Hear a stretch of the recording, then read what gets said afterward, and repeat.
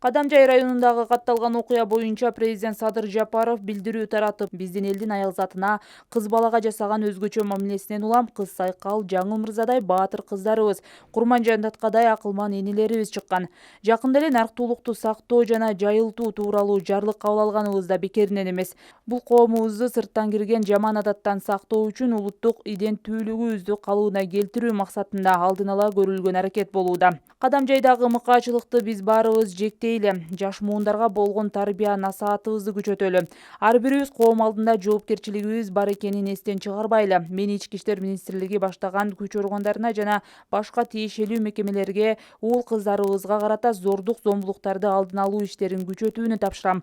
Кадамжайда жасалган мыкаачылык кечиримсиз иш. Кылмышкерлер өтө катуу жаза алууга тийиш.